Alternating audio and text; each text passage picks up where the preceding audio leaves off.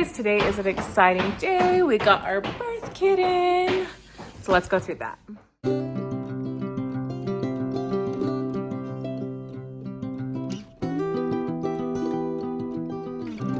Guys, it's Jennifer Bay with thebayhome.com. And today we are going to talk about my birth kit. I am 37 weeks pregnant. And so this is really exciting that this arrived and I'm able to put it all together. So I'm just gonna quickly go through all the items that I got in case you're curious and wanna see what goes into that. We have two of these big Ziploc bags and they are used for the placenta. A lot of times women like to keep their placentas, they can encapsulate them or maybe bury them under a tree and it just helps that tree grow tremendously, and it's like your baby's little tree, so it's kind of fun. Personally, I like to encapsulate mine, and I also, last time I made a tincture with it. Well, I had someone make a tincture with it, so. And those are helpful for even, like, tinctures last for so long that you can use them when you're going through menopause and having menopausal symptoms, and it's supposed to help. But also, like, if you have period cramps or any issues like that, you can use it during that time too, and it should help alleviate some of that pain. So this, I started putting in the bag just so it's more organized. This is a 2-pack of sterile gloves. And then we have lubricating jelly, 3 in there. And then this is 6 sterile gloves. And these are single sterile gloves. And then I also put 3 lubricating jellies. So the single gloves are typically used for vaginal exams, see how far dilated you are and stuff like that. And then the double ones are usually used for them to check for stitches and stuff. And so these are sterile, they're wrapped extra good. And then these are like just regular gloves for the midwives to use, setting up for birth and just like during it and stuff, as long as they're not going internally into you, these are what they'll wear. And this is an AmnioTest. And so this is used to check if you think your water broke and you just want to make sure it's amniotic fluid. You just put this little swab into there. So you just put this swab in the liquid and it'll tell you if it's amniotic fluid or not by turning like a dark blue. This is called an Amnicot, and I'm not going to open it, but essentially it looks like the tip of a glove. And so they just slide it on their finger and it has a tiny, tiny little hook on it. And this is great for breaking the water because those big hooks can be dangerous. And this is only if, you know, mom wants her water broken or if maybe heart rate's dropping and it's like, we got to get baby out. Let's try breaking water to see if baby will come quick. Like for me, for instance, I typically don't get my water broken. I've had 2 babies who were born with the water bag intact, and after they were born, we got to break the water, so it was a pretty cool experience. But I did definitely want to include this in my birth kit just in case if there was like, let's get baby out now type of situation and see if this works. These are just tape measures, and this is to measure baby's head circumference and length and chest and all that fun stuff. So, and this is the Hibiclens scrub brush. This is for the midwives to use after the birth so they can give their hands a good scrub, and sometimes your arms too. This is a Enzyme cleaning mixture, and this is for the tools that are used. So if you need stitches, they use tools to stitch you up, and if, well, always you get your baby's cord clamped usually. I guess some people don't, but cutting the cord for those scissors. So that's a cleaner for that. And then they also have these little sterile pouches that they put those tools in, and they have a device where they can sterilize them. So that way they don't have to constantly buy those tools over and over again for each patient. Paper towels, because you'll go through these, you'll use a lot of them, and paper towels are just good to clean up everything, right?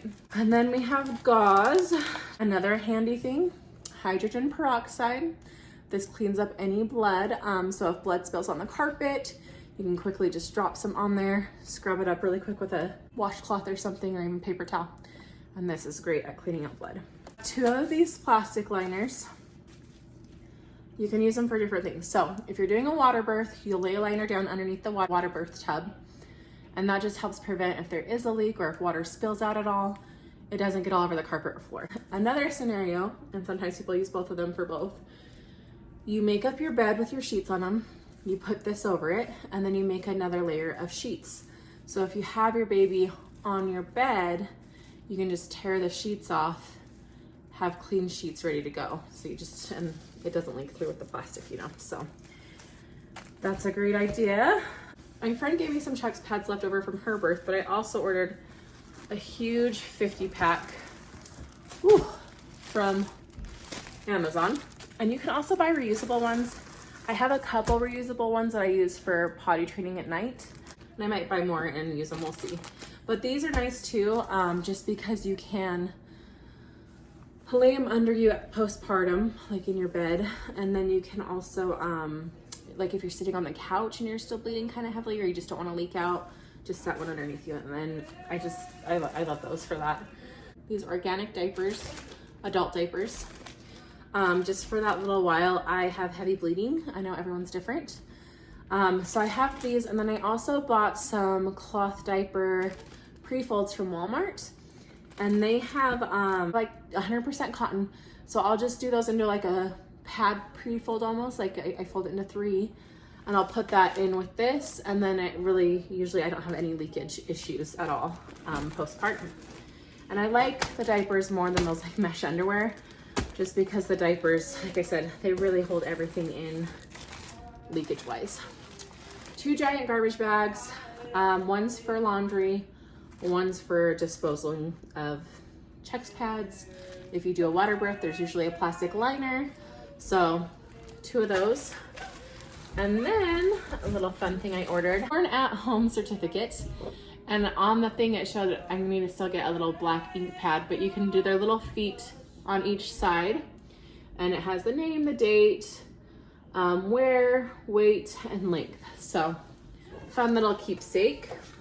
Most people have a peri bottle in their birth kit, but since I now have a bidet, I just use that, and it's just much more convenient since my toilet's over here and the sink's clear over here, and I would always forget to fill up the peri bottle. Usually there's a peri bottle, but if you have a bidet, you can just use that. I also have 2 EMESIS bags in here. Whoop.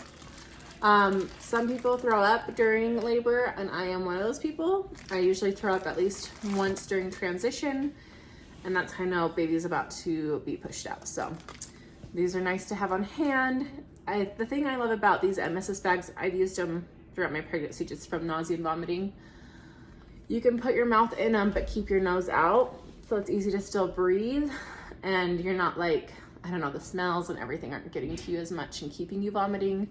They don't splash up like if you had a bowl or something, you know. I don't know. I just prefer these so much more than bowls or little trash cans or whatever else people use. And these are, I just ordered a bunch off of Amazon, and they're perfect to also keep in the car if your kids get car sick. I have a couple who do on the curves and different stuff. So these are nice to have. And even if they don't get car sick, you know, if you're on a road trip, a lot of times kids eat or they just, their tummies get crazy. And so these have definitely came in handy for both me and my children. And I think that is everything. So anyway, I hope you guys enjoyed this, and let me know if you have any questions. I'm still not sure if I'm gonna do a water birth this time. I usually get overheated. I've done a couple water births. So water birth is very nice because you can alleviate a lot of like that tension and back pain and stuff if you have back labor at all. So it's amazing for that, but also like I get really overheated towards the end. So I'm debating, like, do I want to be in the tub? Do I not? My last baby came so fast that the midwife didn't even make it in time. My husband had to catch, and it was on the bathroom floor. So we'll see what I decide this time. I'm thinking that if I want some pain relief from the water, hydrotherapy, I could just get in my bathtub and then get out when it's time to deliver. It will just depend on how fast everything moves, you know, and you just don't know. So anyway, thanks for watching and tuning in. I will see you guys later.